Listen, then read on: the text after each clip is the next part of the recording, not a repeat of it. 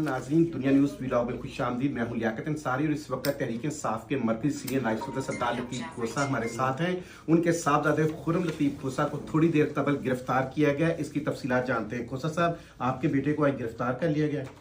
जी हाँ, ये एक बड़ी बदकिस्मती है कि पहले मुझे पता चला कि ये जो है दफ्तर से 4 बजे वो गए हैं और उनके साथ एक उनका एसोसिएट भी था उसकी गाड़ी में, और अली मुर्तज़ा उनका नाम है, एडवोकेट। घर पता किया तो घर भी नहीं पहुंचे थे, उनकी बेगम भी परेशान थी।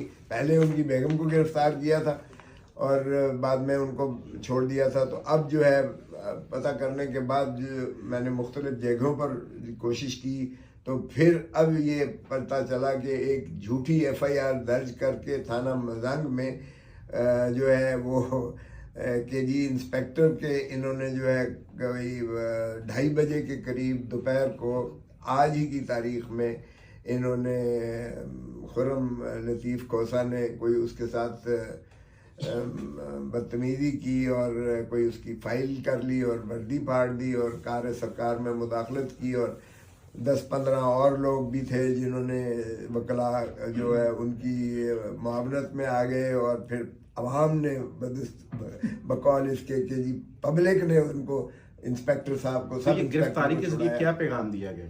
ये गिरफ्तारी से जाहिर है कि ये वो उसी का तसलसल है जो ये PTI के कायदीन से और उनके लवाहिकीन से और उनके अजीज़ व अकारब से और उनके बच्चों से और उनकी जो है खानवादे से जो बदसलूकी कर रहे हैं, जिस तरह से उन्हें पाबा सलासिल किया जा रहा है, जिस तरह से पाबंद।